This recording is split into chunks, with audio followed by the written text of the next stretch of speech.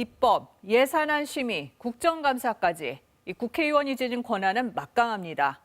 그러다 보니 그 권한을 사사로운 이익을 챙기는 데 쓰는 거 아니냐는 의심을 받는 경우도 생깁니다.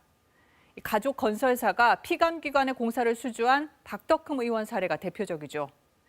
이런 이해충돌 문제를 막기 위해 주식 백지 신탁 제도를 15년째 운영 중인데 문제는 끊이지 않고 있습니다. KBS는 시민단체 세금 도둑 잡아라와 함께 국회의원 주식과 이해충돌 문제를 심층 분석해 연속 보도합니다. 먼저 21대 국회의원 주식 백지 신탁 심사 결과입니다. 이 주식 백지 신탁 심사위가 주식 보유 사례 42건을 심사했는데 27명은 주식과 상임위의 직무가 관련성이 있다는 판단을 내렸습니다. 해당 의원들은 주식을 팔거나 또 상임위를 바꿔야 한다는 얘기인데 그런데도 의원 2명은 주식을 팔지도 상임위를 바꾸지도 않았습니다. 정성호, 석혜원 기자가 이어서 보도합니다. 서울 구로구의 정보보안업체, 국민의힘 이영 의원이 20년간 운영해온 곳인데 정부 기관과 금융업체가 납품처입니다. 3년 전에는 이 벤처캐피탈 회사를 직접 설립하기도 했습니다.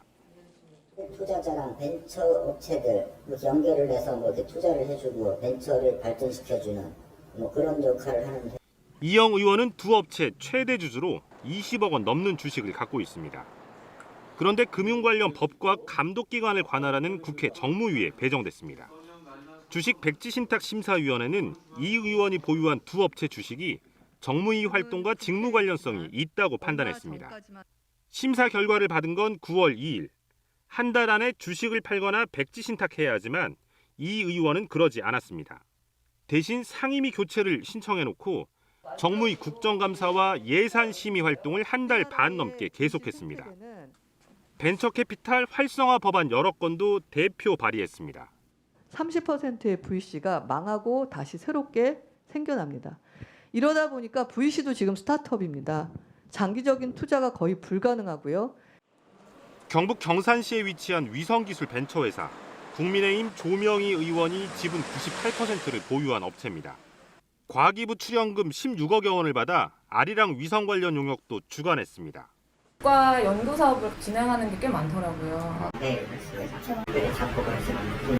위성정보 전문가인 조 의원은 이 회사를 포함해 위성기술업체 두 곳 주식을 47억 원어치 보유 중입니다.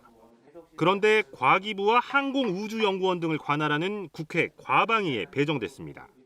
주식 심사 결과는 직무 관련성 있음. 조 의원 역시 주식을 팔지 않고 상임위 교체를 신청했지만 그 뒤로도 한 달 반 넘게 과방위 활동을 계속했습니다. 현업에 쓸 수 있도록 조치를 하셔야 되지 위성 활용도 안 되시면서 계속 쥐고 있으면 국가적인 정말 큰 재앙입니다. 두 의원 모두 직무 관련성이 있다는 결정에도 법정 기한을 넘겨 주식을 팔지도 상임위를 그만두지도 않아 공직자윤리법 위반 소지가 있습니다. 이영 의원은 공직자가 의정 활동을 사익에 이용하는 일은 사라져야 한다고 믿는다며 이해충돌에 해당될 활동을 한 적은 없다고 밝혔습니다. 조명희 의원은 심사 결과를 받고 과방위 사보임 신청을 했지만 당 사정으로 교체가 되지 않아 원내 지도부에 거듭 촉구했다고 밝혔습니다. 보려고 하는 사람이 없어 강제로 누구를 빼내야 돼요. 멀지 않아서 딴 데로 대체할 거예요. KBS 취재가 시작되자 국민의힘은 오늘 조명희 의원 상임위를 주호영 원내대표와 바꿔 복지위로 교체했고 이영 의원 상임위는 행안위로 교체했습니다. KBS 뉴스 정성호입니다. 공직자윤리법의 주식 백지 신탁 심사 조항 한번 볼까요? 국회의원과 가족이 3천만 원 넘는 주식을 보유하고 있으면 직무 관련성 심사를 받아야 합니다. 심사 결과 소속 상임위와 직무 관련성이 있다는 결과를 받으면 한 달 안에 주식을 팔거나 백지 신탁해야 합니다. 그러지 않으려면 상임위를 바꿔야 합니다. 주식을 팔지도 않고 상임위를 바꾸지도 않은 채로 의정 활동을 계속한다면 처벌하도록 규정돼 있습니다.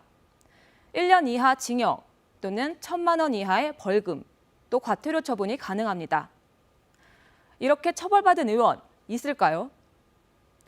2005년 주식 백지 신탁 제도 도입 이후 단 한 건도 없었습니다. 유명무실하다는 비판에 국회 공직자윤리위원회가 지난해 고발이나 과태료, 경고를 할 수 있게 기준을 추가로 만들었는데요. 이에 따라 처분받은 건 단 2명. 심사 청구를 늦게 했다는 이유로 20대 국회의원 2명이 경고를 받았는데 그나마도 경고일은 올해 5월 12일, 20대 국회 폐회 직전이었습니다. KBS 뉴스 석혜원입니다.